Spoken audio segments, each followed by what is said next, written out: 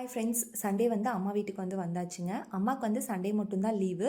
மற்ற 6 டேஸுமே பார்த்தீங்க அப்படின்னா கம்பெனிக்கு தான் போயிட்டுருக்காங்க. ஸோ அதனால் ஒர்க் இருக்கும். நம்மளாம் ஒரு நாள் லீவ் விட்டால் ரெஸ்ட் எடுக்கணும்னு தான் தோணும். பட் அம்மாவுக்கு வேலை இருந்துகிட்டே இருக்குங்க. கரெக்டாக அம்மாவுக்கு அந்த டேவும் ஃபுல்லாக ஒர்க் தாங்க இருந்தது. இப்போ நேற்று பார்த்தீங்க அப்படின்னா இந்த 1 இயருக்கு தேவையான பாசி பயிரெல்லாம் குண்டடத்துலேருந்து வாங்கிட்டு வந்திருந்தாங்க மாமா. அதை நல்லா வறுத்துட்டு பாசி பருப்பு செஞ்சு வச்சுக்குவோங்க. ஏன்னா டெய்லி அதை ப்ரிப்பேர் பண்ணிகிட்டு இருக்க முடியாது. ஸோ அதனால் அதை உடச்சி வாங்கிக்குவோம். அப்புறம் அப்படியே வீட்டில் அரைக்கிற மிளகாய் தூளெல்லாம் முடிஞ்சிருச்சுங்க 3 பேத்துக்குமே, அக்காவுக்கு எனக்கு அம்மாக்கெல்லாம்.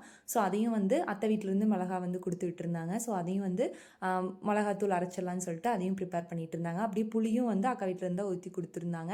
ஸோ அதையும் புளியெல்லாம் கொட்டை வாங்கி வச்சு எல்லாம் ஷேர் பண்ணிக்கிட்டோங்க. அப்படியே அடுத்த நாள் திங்கக்கிழமை இன்னைக்கு காலையில் பார்த்தீங்க அப்படின்னா முட்டை கிரேவி தான் வச்சுருந்தோம்.